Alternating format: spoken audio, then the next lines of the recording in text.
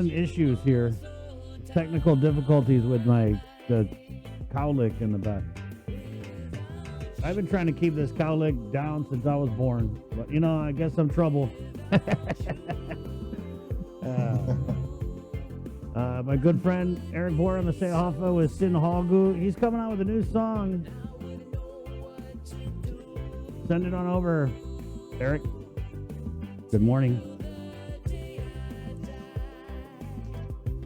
Let's head into the K-Wave News Zoom room where we have Dr. Hoa Nguyen of I don't know if he's wearing his Physicians Advisory Group or AMC hat this morning, but glad to have you.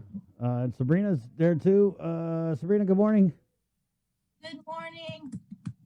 And she is, of course, teleworking from Might Be Vegas' hot Las Vegas. Yeah. She beat you off island, Doc. I know. There's a lot of good food there. The buffets. People talk about the slot machines. I'm more like the buffet. Right, yeah, Me you too. Right on. Okay, so let's get right into it, Doc. So this QR code, I know that we've talked with Mary Rhodes about it, and we were a little confused because Public Health is also working on some kind of QR code that Dr. Cabrera had mentioned yesterday, but you know how that goes. They've been working on things for a while. But there's a private sector QR code that we're rolling out? Yeah, I think the target date is next Tuesday or Wednesday. And basically, the QR code that the bottom line, we try to make it convenient for the people of Guam and also people off island. It's not just Guam, because the QR code, what the process does is it's not an app. It's a web-based type of QR code that you basically send your application to the website. It requires a picture ID and yourself as a selfie that you send in, and they have a program that kind of match the two pictures together, make sure that's you, and then you just send in your CDC card, and that's all you need. And basically, the program will take you to a federal website that doesn't matter where you get your vaccination, it doesn't matter which state. You go to the federal website to kind of verify your CDC card to make sure you get the vaccine there, and then take about 48 to 72 hours, and then we'll send it back to you once it's verified on your SMS or your WhatsApp, a QR code that have your picture on it, and then and the QR code there. So wherever you go, it's on your phone. So you never lose it unless you lose your phone. And wherever you go, and someone can take the camera, scan the QR code, just like you go in the restaurant, and it will put you up to a page where it's verified that you have your vaccination already. You can either tell you have the first dose, second dose, or if you have J&J, it will be completed, and they tell you where you get the vaccination from. And so that's the QR code you can put down your phone, and I understand that can go into an Apple Wallet, so that way you always have that with you. Okay, so you don't have to ask for any piece of paper or anything of verification. So we hope that you go anywhere with your CDC card and the QR code, that's your second form verification, and that should be good for you to be clear anywhere. And the other part about QR code is that, as we know, that we expect to have an annual booster sometime. And so it will remind you about a month before you expire that you need to book your appointment somewhere to get the booster shot. So it's a reminder, and it will keep reminding you until you tell that, hey, I have an appointment somewhere already. Because that's the most important part about next year, is that someone needs to remind you. I'm sure that Chris, Sabrina, you look at your CDC and say, hey, my booster shot is up.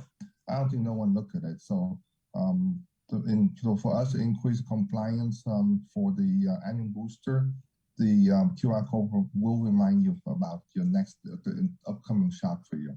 But again, it's make it so convenient. You don't have to deal with any type of paperwork, anything like that. Or again, it work everywhere. It can pull, if you have a shot in California, you got a shot in Louisiana, it will pull up the data from the federal website and create a QR code for you after the verification. Doc, is this QR code thing going to be recognized by public health? It comes from the federal website. They have to. I mean, the federal website is something that even public health system is on it. So it's go through a 3 or 4 verification process. So I asked public health to listen to it, to listen to the presentation. I hope that they will listen to so they know what's going on. But they have to, just because again, it's not something manual. This is all technological, digital process. So there's no people process on this one. I'm sorry, did you say when this was going online? I think I talked to the team in California this morning, and they asked for 6 more days. So for about the 15th or 16th of next week, it should be out ready. Yeah, I sent a sample to Chris. It's pretty easy. You have your picture there, the QR code. Very simple. You scan your verifier. It takes less than 15 seconds to do that. awesome. Doc, this program, Yeah, I mean, yeah. you guys got to be standing it up for a reason, right? So what's the end game with instituting this QR code program? We work with GBB. We hope to have this implement throughout the business in Guam. We have a lot of business in Guam that try to create the Guam Safe certification, that if you go to eat in a restaurant, you go to certain business that is there's certain criteria that they deem to be safe for the public. So we hope that the QR code will also be used for those. So that way, that when you come into a business or restaurant, that that they can use a QR code, make sure that people are vaccinated already. So it creates a safe environment for other business customer in that location. And it's also track the location. So I mean that let's say that I own a restaurant, I would know that how many people went through my restaurant that have been vaccinated. So those things, they track it for you. So that way you can use that in many ways. You can use at the private residence, and use at the local function that you have. You can create that at any type of sport event. I mean, a certain thing in the States that you go to a concert, you're fully vaccinated, you can prove that, your ticket be much cheaper than you're not vaccinated, because you have to be sitting in a different area in the concert. Just, guess if you could, Doc, the governor announced her Vaccine Win program. Have you seen a surge of people coming in to get vaccinated over at AMC? Yeah, we all the outreach, at UOG, we have outreach at Father Duenas, Hyatt, Jigo, and Okudu High School. And the month that we could have that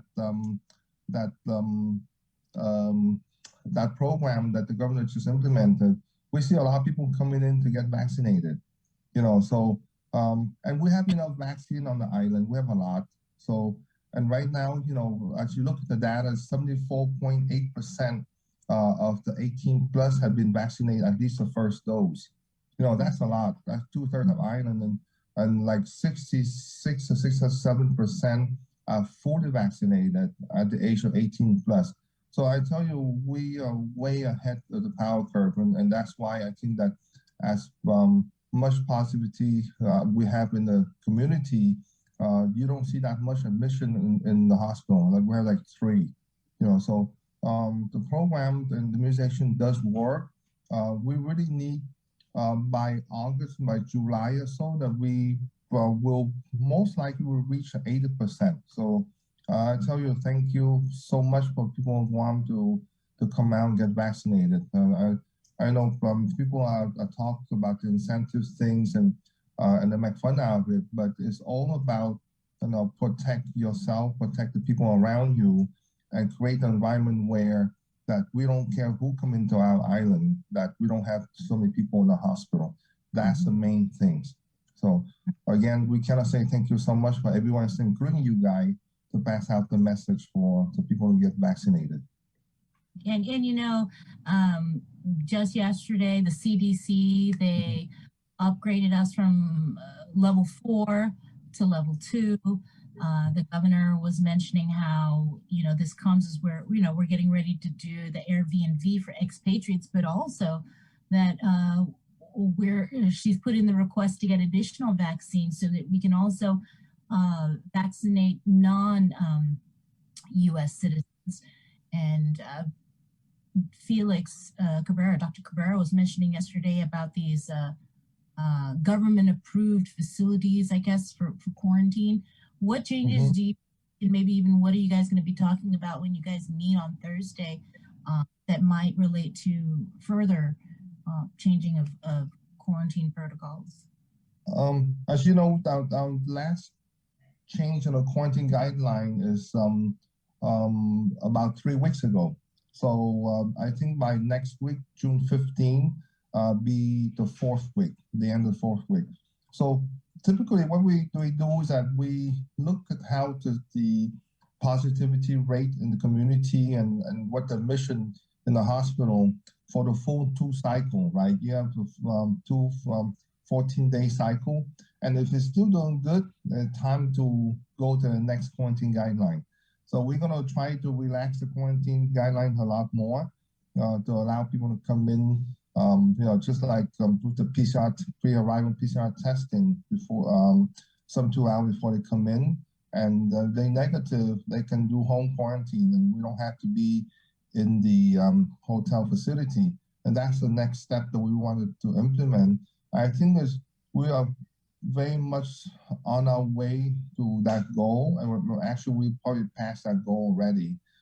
So we're going to present that to the governor, and public health going to finalize their plan, and we're going to hopefully implement that sometime next week.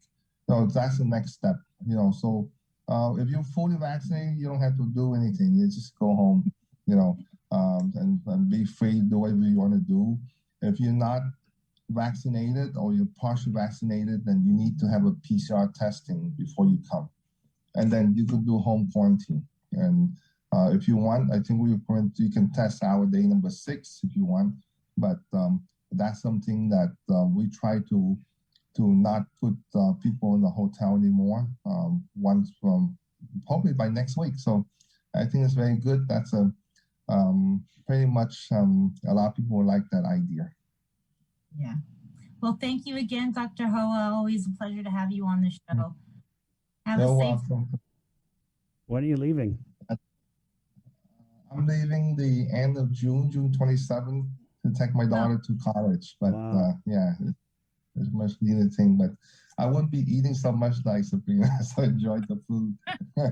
Sabrina ain't eating. I asked her what she ate. What did you eat today, Bree? Much. Yeah. Doug, let me know if you need a connect to get out of quarantine. I might know a guy. Okay, you got it. Okay, have thank a you, good Doc. day, guys. Be safe. Okay, bye-bye. See ya. Oh, man. Sabrina, I feel like I ask every time when these doctors come on and they start talking about this booster shot. This is giving me anxiety. What? Yeah, because look at how.